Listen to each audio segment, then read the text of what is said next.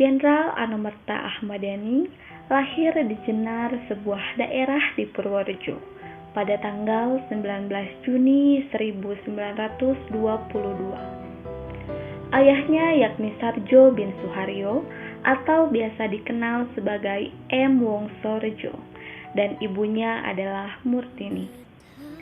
Ahmad Yani mempunyai dua orang adik yang bernama Asma dan Asina. Ahmad Yani diambil dan diasuh oleh seorang Belanda yang bernama Halsin, yang mana ia adalah majikan dari ayahnya. Halsin kemudian menambahkan nama Yani, yang mana nama tersebut digunakan sampai saat ini.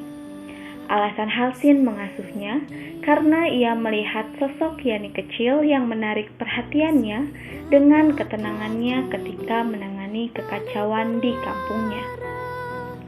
Sejak kecil, Ahmad Yani sudah menunjukkan bakat kepemimpinannya.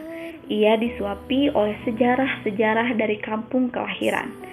Daerah kelahiran Ahmad Yani dikenal sebagai kawasan dengan banyak mitos atau cerita-cerita kepahlawanan warisan dari masa perjuangan Diponegoro, mulai dari ditinggal oleh pasukannya hingga kisah serangan gerilya terhadap Belanda.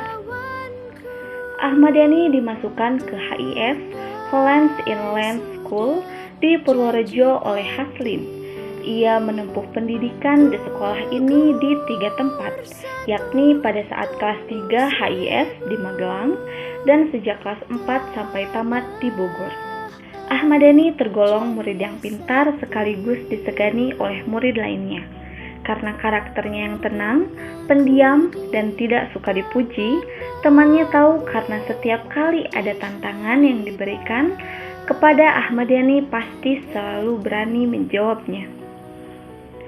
Ahmad Yani tamat dari HIS pada tahun 1935 dan meneruskan pendidikannya ke Mulo, bagian B di Bogor.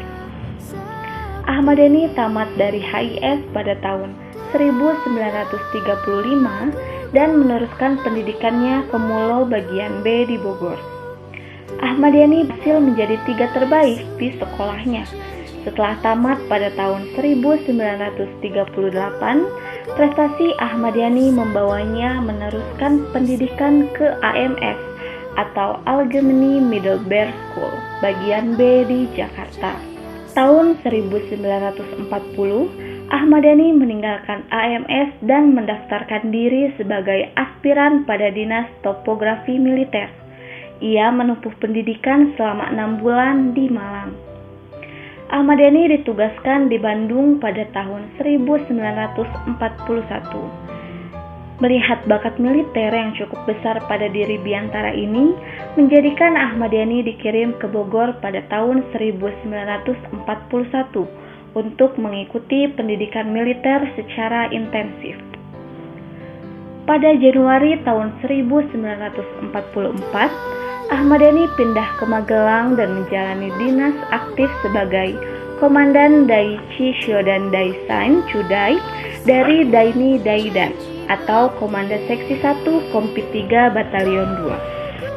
Setelah banyak perjuangan yang ia lakukan, Ahmad Yani meraih pangkatnya sebagai seorang mayor jenderal pada tanggal 1 Januari 1963 dan setahun setelahnya ia menjadi letnan jenderal.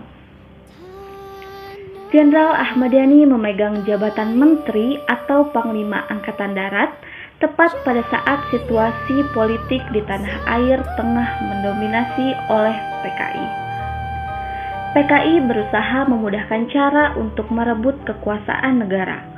Puncak dari usaha itu ialah pemberontakan yang mereka lancarkan pada tanggal 30 September 1965 yang kemudian dikenal dengan nama G30S PKI. Sasaran pertama dari pemberontakan itu adalah melumpuhkan angkatan darat. Untuk melancarkan rencananya, mereka membuat para pejabat-pejabat angkatan darat harus diculik dan dibunuh, termasuk Jenderal Ahmad Yani. Jenderal Ahmad Yani meninggal dunia di kediamannya di Jalan Lembang nomor 58, Menteng, Jakarta Pusat. Kira-kira pada pukul 4.25 waktu Indonesia Barat pada tanggal 1 Oktober 1965. Dan Yayu, sang istri, baru mengetahui peristiwa yang menimpa suaminya pada pukul 5.00 waktu Indonesia Barat, atau 35 menit setelah kejadian penembakan dan penculikan. Bapak mana, Mbok? Ayo, jawab. Saat itu, sekelompok penculik berhasil menyergap pasukan pengawal. Mereka memasuki pekarangan. Sersan Tumiran dalam pakaian seragam Cakra Birawa berhasil masuk ke rumahnya. Ketika peristiwa kelam itu terjadi, Ahmad Yani masih tertidur dan sang istri Yayu Rulia Sutowiryo tidak ada di rumah tersebut. Ia bermalam di kediaman resmi Menteri Panglima Angkatan Darat di Jalan Taman Surapati. Yayu memang memiliki kebiasaan khusus tirakatan menjelang hari kelahirannya. Karenanya, ia memilih mengungsi ke rumah dinas yang jaraknya tidak sampai 1 kilometer dari tempat tinggalnya. Ahmad Yani dibangunkan oleh anaknya, diberitahukan ada utusan yang menghadap. Jenderal Ahmad Yani segera bangun dan keluar ke ruang tamu belakang untuk menemui utusan tersebut. Tidak ada rasa curiga dalam benak Ahmad Yani, sebab yang datang itu adalah anggota Cakra Birawa atau pasukan pengawal presiden. Sersan Raswad yang memakai tanda pangkat kapten melaporkan bahwa Jenderal Ahmad Yani diperintahkan presiden segera menghadap ke istana. Jenderal Ahmad Yani sempat berdebat karena prajurit tersebut melarang Ahmad Yani untuk bersiap, bahkan untuk cuci muka sekalipun. Ahmad Yani yang marah membalikkan badannya melangkah masuk ke ruangan tengah sambil menutup pintu kaca hendak bersiap. Prajurit yang berdebat dengan Ahmad Yani itu adalah Praka Dokrin. Sersan Giadi yang berdiri di samping Dokrin melepaskan serentetan tembakan Thompson ke arah Ahmad Yani yang sedang membelakang. Dalam keadaan berlumuran darah, tubuhnya diseret ke pekarangan dan kemudian dilemparkan ke arah sebuah truk. Dari informasi yang didapat, Ahmad Yani memang tidak langsung meninggal dunia saat itu. Ia masih bernafas dan ketika meregang nyawanya akibat berondongan peluru yang menembus tubuhnya, Ahmad Yani masih sempat menyampaikan 2 kata terakhir, yakni, "Bagaimana Bapak?" tanya Ahmad Yani. Bapak yang dimaksud adalah Presiden Soekarno. Ia juga sangat menghormati Bung Karno.